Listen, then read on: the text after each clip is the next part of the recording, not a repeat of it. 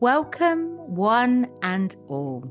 My name is Anna Lempriere. I work for the Cornwall Memory Cafe Network, supporting carers and people living with dementia to access services, make referrals, and really help them find a way to get more support. This is part of Disability Cornwall, and we've decided to create this podcast interviewing experts and people with lived experience on dementia to be able to share all sorts of interesting and informative and supportive information. So sit back and enjoy, and also share the podcast with your friends. It's relaxed and inclusive and welcoming, and thank you for listening. Welcome everybody to our Dementia Toolkit video series, a one-stop shop answering all your questions on everything dementia related. Simple educational advice from people with lived experience and professionals in their field. We aim to provide support that's personalised to help you on your dementia journey. Welcome everybody to the Cornwall Memory Cafe Network podcast. I'm Anna Lempriere, your host, and I work with Disability Cornwall, offering this amazing, I think, podcast to people within the network, to people that are living with dementia and their loved ones, to get inspiration and support. We interview people with lived experience of living with dementia and all sorts of people, all sorts of experts in their field, that we can all have good quality conversations and all of us can learn more about this experience of dementia. So today I am very honoured to be interviewing Sharon Lukert, who is an amazing writer, and you're coming all the way from America. She's written a book called Until My Memory Fails Me. She's a chaplain and a nurse, and this book, you're going to tell us all about it, Sharon, is a self-help book and something around your own lived experience of working within the care industry, and I believe living with dementia yourself, or in early stages of dementia, and that you've written this book, which it sounds awesome. So welcome, Sharon. Thank you for being here. Thank you so much. I'm really happy to be here with you. Amazing. And what time is it in America? Let's see, right now it is 9:12 a.m. What So time is it there? It's the afternoon, it's 3:15. So we're in different mindsets. What else do I want? Whereabouts in America are you calling in from? I live in the state of Wisconsin, the city of La Crosse. It's right along the Mississippi River, so it's right in the middle of the country. Wow, thank you so much. It's beautiful to paint that picture of the Mississippi River. And yeah, being in the middle. Oh, how wonderful. I know that it's very beautiful and green and beautiful landscape there. Yes, yes. All right, all right. Well, we'll cut the small talk and tell us a little bit about you and your journey to writing the book then, Sharon. Sure, sure. Well, as you mentioned, I've been a nurse and a chaplain, so I've worked with a lot of people with cognitive issues. And about 4 years ago, I was diagnosed with mild cognitive impairment. And through participating in some research studies, I found out that it's likely due to Alzheimer's. So it's very slowly progressing, but it is progressing. And as I kind of came to terms with this, all these people that I used to work with came to mind and all the lessons I had learned from them. So that was the first inspiration for the book. Beautiful. It started out as journaling, and I shared what I was journaling with a few people, and they were like, this could be helpful for others too. So that's when I started writing the book. Yeah. Absolutely. And it seems like I'd really love to know your age. Is that rude to ask your Mm, age? Because you look No, very well. I'm 70. So, Okay. yeah, so I was first diagnosed when I was 66. So, Okay. relatively young. Yeah, relatively young. Yeah. And so what I heard you say was that you started it as a way of you started journaling hmm to help you process what was happening to you. hmm And then a lot of your colleagues and friends said, this is such a gorgeous idea. Why don't you make a book? Yeah, right, right. Yes. Mm. Yeah. And so this book, Until My Memory Fails Me, tell us, can you tell us like the little pitch on, Sure. yeah, Sure. So it's an interesting combination of my own experience, but also drawing on the stories and the people that I knew when I was working as a nurse and a chaplain. But it really looks at quite a number of different topics, from what diagnosis is like and testing, what that can be like for people, yeah, to the emotional side of, what is it? yeah, What are the emotions that come along, and how can we work with them in a way where we have a sense of resilience around our emotions? Because, as you probably know, the emotional memory lasts much longer than the cognitive memory. And so, even with people with moderate to severe dementia, they still have an emotional life. So, yeah, the more we can support a positive emotional life, that can really help their quality of life and their sense of yeah. contentment day to day. Um, Wow. yeah, that's kind of the heart of the book, is really looking at the emotional and spiritual well-being for people, because it's something that's often not talked about. Yes, yes. Yeah.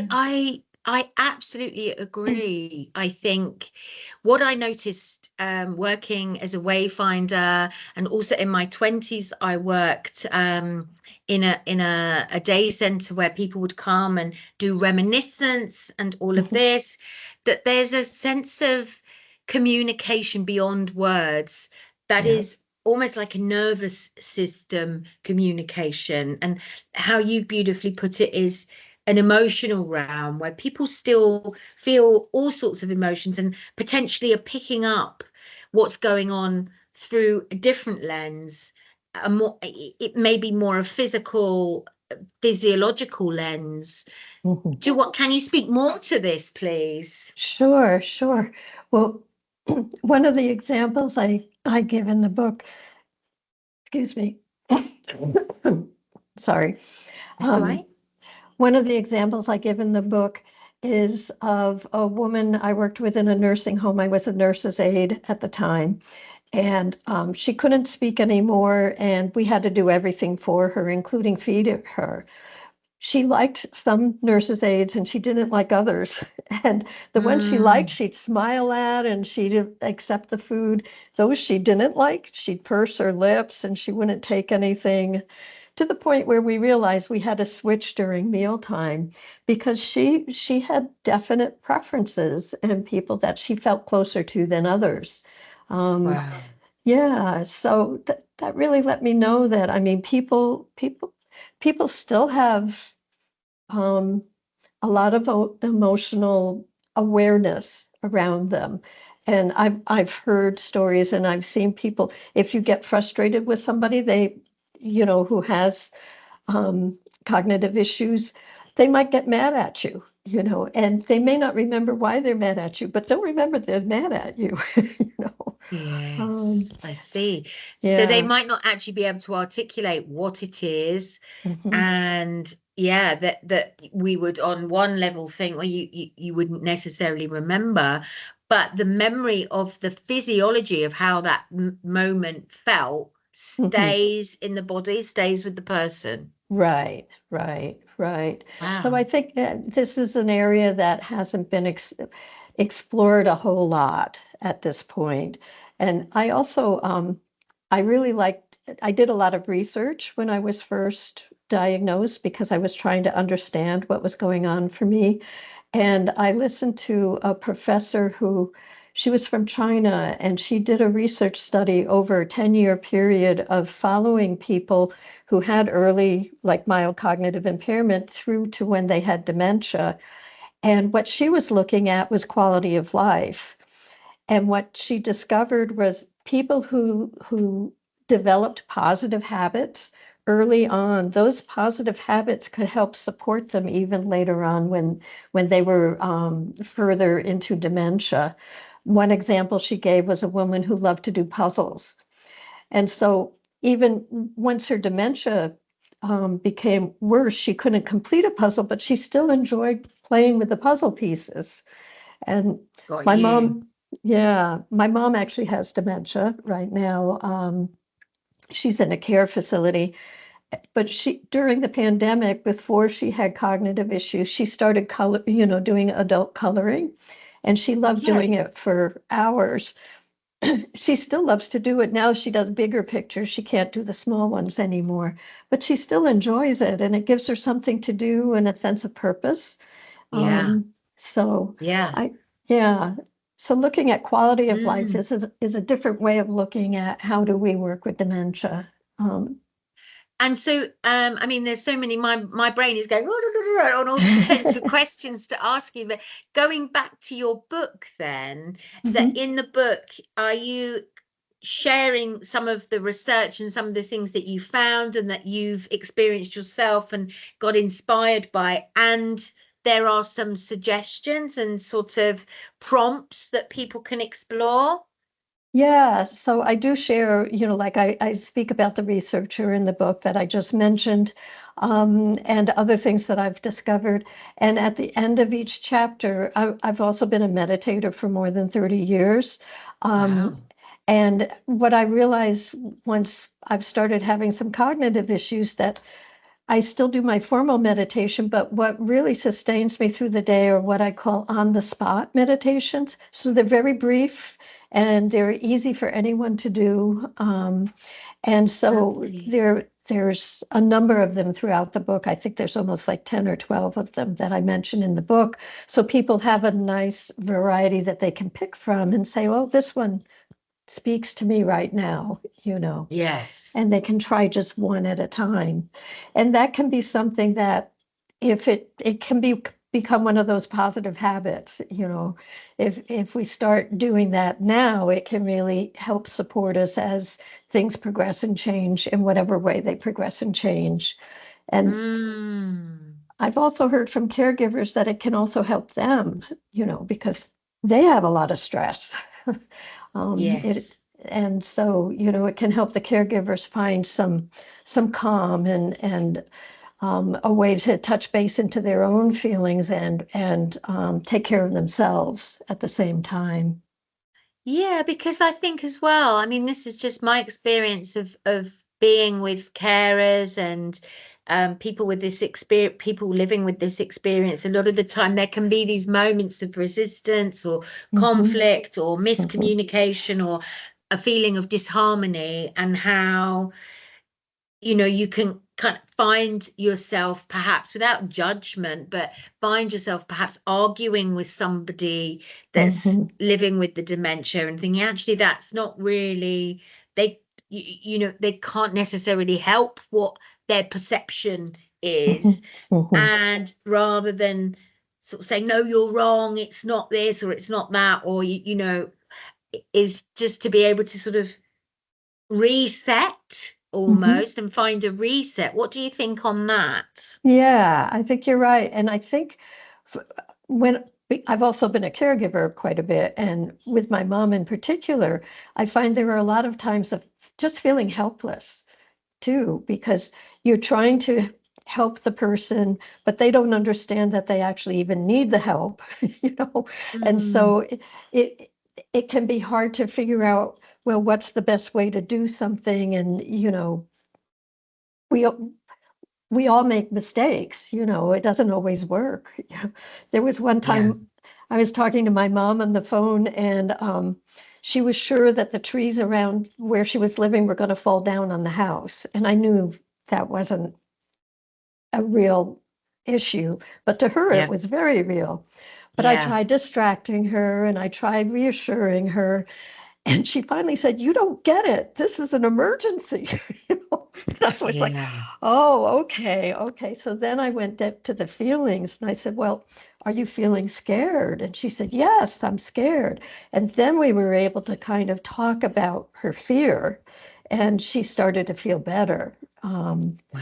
So I know that kind of helplessness that can come up with caregiving, and sometimes just stepping back, and taking that breath and taking an internal break, even if you're still right there in the middle of it, but just, stepping back and breathing and seeing how you're feeling and grounding yourself can open you up to curiosity and seeing what other approach might work. I love that. And it's almost like the trees are a metaphor, really, for the Mhm. for your mum in that moment. The trees were there, but actually that was her way of there was anxiety, really. Right, right, And so right. rather than like you're sort of saying is we've lost the language potentially or Mhm. the memory and yet the feelings are still there, and The so feelings it's are almost there. like Yeah, finding a way to communicate with the feelings. absolutely, I like absolutely. that. Yeah, Yeah, that yeah, makes so yeah. much sense. Hmm. Yeah, because I'm realizing more and more with mom, she says she doesn't feel well, and I ask her what's wrong, but she can't answer me. She doesn't have the words anymore. Like you said, she doesn't have the language. So just looking at what's underneath that, and it's often the emotion, and for her, it is a lot of anxiety. She has quite a bit of anxiety at this point. But I think Mm. that's true for a lot of people, with or without cognitive issues. We all have this emotional river that runs underneath everything we're doing in our lives. And I think it's something that we have the ability to pay attention to. And if we start focusing on helping those who have more cognitive issues pay attention to what's going on for themselves emotionally, it can help them feel a little more content, a little more listened to, a little happier in their lives. It doesn't take Oh, everything away, but no. um, But it's almost like if you're a primary caregiver as well, mhm, I mean, there's a lot, like you sort of saying, some of the research, even with children that's coming out, is that there's a sort of symbiotic relationship going on. mhm, Um, and maybe as well that anxiety can be spread quite easily between one person and another. And that if right, we can soothe ourselves or mhm, help to soothe our person we're supporting, mhm. it's a sort of both ways can it's like learning to calm the nervous system beyond the words. Exactly, exactly. And I think you're right. It's beneficial for both, you know. The Wow, more we can just calm things down, you know. wonderful. So what else then? You've written this book to support people, and you're you know how did you feel when you first got this diagnosis? Mm. And in the book, is there sort of a chapter on that and how people listening that have perhaps just recently got a diagnosis, what feelings did you go through? Any insight you can share? Sure, sure. Yeah, there's the first chapter is about originally finding out and learning that I have MCI, and then there's another chapter about working with ongoing symptoms, and when a new symptom comes up and it's that, oh no, something else is going wrong, feeling. um, I have to say, I think the first experience I had was shock. I did not expect to have this kind of issue as I was getting older. It wasn't something I was aware of at the time of being prevalent in my family, and it was just a surprise. And It took my husband and I a few months to really adjust, and I think that's pretty typical from what I hear from others, because it changes the way you think about your future, and it changes your sense of identity now, and a lot of questions come up about the future and what that might look like. And I have to say, at the same time, I think it's a gift to have early diagnosis in a way, because you do have a lot of time to adjust and to plan and to think about things. And there are so many things that are being suggested now that can help you sustain your cognitive health as long as possible. You may still progress, but it could be slower, if you exercise and eat a good diet and get good sleep and all of that. And to me, a part of that is also developing the emotional and spiritual resilience, and really paying attention to that part of your life and what makes you happy, and really looking at what is it, if I get to the point where my world is narrower, what do I want to have in that world, and giving that some thought now, even for people without dementia, can be helpful in planning for our future, because at some point we're all going to face some sort of health issue. Hopefully not until much later in our lives, but we never know, So, yeah, that's so beautiful. Yeah. Yeah. So what I hear is as the early diagnosis gives you an opportunity to reflect on what's really important and how you can take care of yourself more and really get into perspective what's important for you in life. Correct. Yes. Yeah. Yeah. Now, I was talking to a group of people the other day about the book, and in the question and answer, one woman who is also going through mild-cognitive impairment, she said, "Well, it sounds like you don't feel any fear." And I had to say, no, that's not true. Of course, it is frightening at times when my brain doesn't work the way I'm used to it working. But I think the meditation practices that I do has really helped support me in working with that fear, and allowing it to be there, and yet allowing it to kind of wash through me rather than feeling captured by it. Yes. I love this, Sharon. I'm wondering, putting you on the spot, but I am wondering if we could do a little practice together and for our listeners. Yes, I'd be happy to. Oh, how exciting. There's one that I feel is kind of the foundation. I call it the pause practice. I Lovely. learned this from one of my Buddhist teachers, Pema Chodron, and this is one that you can do anywhere, anytime. I sometimes do it in the grocery store when I'm shopping, so literally anywhere. So you can do this with eyes open or closed, whatever you're comfortable with. And just take a moment to pay attention to your breath. So just take a few breaths.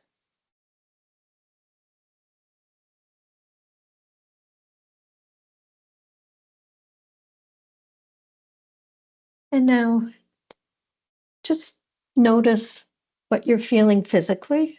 How is your body right now, wherever you are? Breathe that in and out.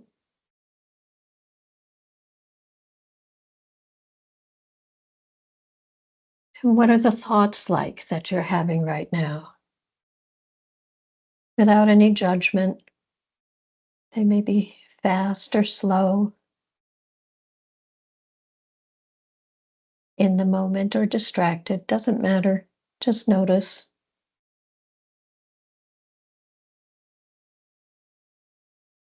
And now pay attention to your emotions. What are you feeling right now?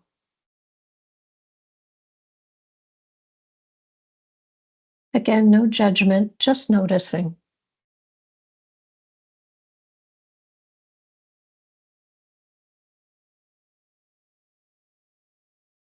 Now take another deep breath and let all of that go and open your eyes. You would carry on with whatever you were doing. So lovely. Yeah, it's just kind of a way of really touching in with yourself. And that idea of pause Mhm. in the sort of constant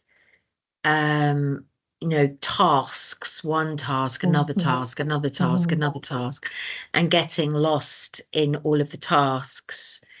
And that moment to, all right, I'm just coming back to base. Right, right. I Yes. really liked that, Sharon. Thank Yeah, you. sure, sure.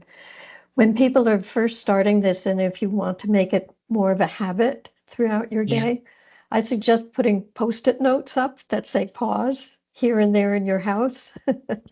it's One that I lovely. one that I've used myself is on the mirror in the bathroom. So when I'm brushing my teeth, I remember to take a little bit of a pause, and Mm, on a door. So when you're going out, you can just pause for a moment before you go out that door. And then after a while, it becomes habit and you don't need the sticky notes anymore. But that can really help in the beginning when it's new. it's great. So, It's almost like little reminders to stay connected to yourself and mhm. what's happening, not get too kind of swept up with your head. Right, right, right. It also, what I have found really after doing the pause practice for quite a while is noticing how much emotions change. They come and go, you know. One minute I might be feeling afraid, and the next minute I'm looking out the window and seeing a delightful little bird, I'm feeling quite Yeah. happy.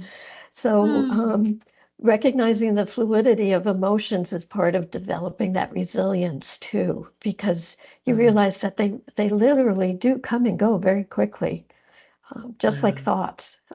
Yeah. Like Yeah, the weather. right, like the weather. Yeah. I love this. It's so wonderful to talk to you. Oh, thank you, thank you. Well, look, we've been chatting now for about 40 minutes, Mhm, so I wonder if we're starting to wrap up. mhm. Anything else about the book? Maybe another chapter to explore, or Sure. um, anything else that you would love to share with the listeners? Yeah. Two things, just briefly. One is that there's a chapter about bias and stigma, because this is Mm, something that in the Western culture we have a lot of stigma around cognitive decline.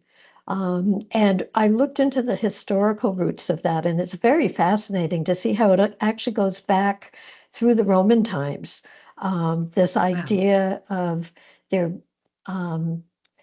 that it isn't a natural process. I mean, it's a disease like cancer, and yet we have gotten through our stigma around cancer over the last 20, 30 years, but we still have a stigma around people with cognitive issues. So that's one key chapter that I wanted to mention. And the other is Mm, about preparing for the future, including preparing for our emotional and our spiritual well-being, which is we have all these, at least in the US, and I think you do there in Cornwall too, all these papers and forms about, who will be your agent and finances, etc. But we don't give a lot of thought of what would I want spiritually, as um, my dementia or cognitive decline continues. What are the things that would be important for me? A prayer, a song, a picture. It could be something very simple, but you may not be able to ask for it at that point. So if that's you really let people true. know now, then they can make sure that you have those things that would be really meaningful for you. That's So, so lovely. yeah. And I just think that's wonderful. It's just making me think as well about my own life, as it always does, doesn't it? These conversations. And so talk to me though, my mind just went straight. I love all these facts from the past. When you talk about stigma and going all the way back to the Roman times, can you say more on that? Sure. I won't remember all the specific No, of details, course. Yeah. but basically during Egyptian times, they saw, I mean, there is proof that there was dementia all the way back in the Egyptian times. So this is not a Wow. new phenomena. But at that time, they saw it as just part of aging. They didn't consider it anything unusual. In the Roman times, they recognized that some people developed dementia and some people didn't, and they thought it was a lack of willpower. So that Oh, was, yeah, so that was one judgment that wow. came about during the Roman times. Then during the I'm going to lose my words. Um, um, oh boy. During the time of all the witch hunts, etc. Uh-huh. Yes. um, Dementia was considered either a punishment from God or witchcraft, um, or being possessed by a demon. And so many people were burned at the stake who had dementia. So it Gosh. became something you really had to hide. Um, Wow. and even up through the 1950s, at least here in the US, it was still people with dementia were put in asylum, these mental asylums that were just horrible back then. They didn't actually treat anyone, they just kind of locked them up. It was like putting them in prison. So we've come a long way, and In yet 70 years or so. yes, yes. But on a very deeper generational unconscious level, we still have these different ideas around cognitive decline, Yeah. that if Yeah. only you could willpower your way through it, or that this is somehow your fault, Mm. that you have this issue, or that it's some sort of punishment. So that's some of the stigma that I think is unrecognized. And hopefully, Mm. I think it's starting to change, Definitely. with all the, Definitely. yeah, with all the research and everything. But for many of us on a personal level, we still carry that. And so Yeah. really looking at what personally we think about these issues can be really important, especially early on or as caregivers. It can change the way we approach cognitive issues, when we realize that this is something that's physically happening in the brain where the neurons are dying, just like cancer is a tumor. Absolutely. It isn't something that because someone doesn't want to do, doesn't Yeah. is lazy or something like that, Yeah. Yeah. Got you. Got you. Yeah, yeah. And thank you. And so I think then the final question is, you were talking before that around the spiritual Mhm, aspects, and we've touched on that with um being able to pause and mhm, connect, and mhm, also you were talking about um being able to sort of make plan. Oh, sorry, that's my door. Being yeah, able to make plans around something that we really care about for our future that mhm, we can bring in. Is there mhm. anything else around the spiritual that you would share? Yeah. I actually had someone ask me the other day, if faith can really support someone. And absolutely, whatever your faith is can be very supportive through the process. And there was one woman who I visited, and she was really at the end of her life. She was bedbound. She did have Alzheimer's, which was terminal for her. And but I knew that she was Catholic and that the Lord's Prayer was very important to her. So I was reciting the Lord's Prayer for her, and her lips were moving at the same time. So, Amazing. so many of those faith-based prayers or songs or a cross or whatever it might be, Music. music, Yeah. Yeah. absolutely. Those things can still touch someone even in the very latter stages. And I think it's just it's phenomenal to me, and it's kind of magical that that can still help support and sustain someone when they're at that point. Um, so that's why I really emphasize the fact that, making making what is important to you known to others can really help support you later on. That's wonderful. Yeah. Thank you so much. This has been such a lovely 40 minutes or so spent together. What a lovely lady you are.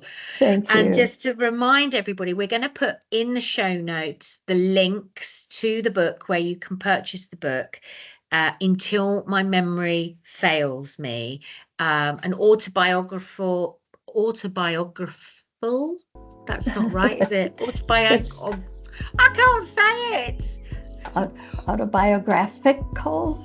That's the one. And self-help with lots of ideas in there for people to explore gently, practical steps and practical practices. And it sounds really insightful and tender and beautiful. And we'll put the links and everything, and also your for people if they wanted to reach out and connect with you. And yeah, so thank you so much. Great. Thank you. This has been a lovely conversation. Thank you so much. Pleasure. This video was produced by Discover Voices, part of Disability Cornwall and Isles of Scilly. To check out all of our content, simply search Discover Voices on YouTube.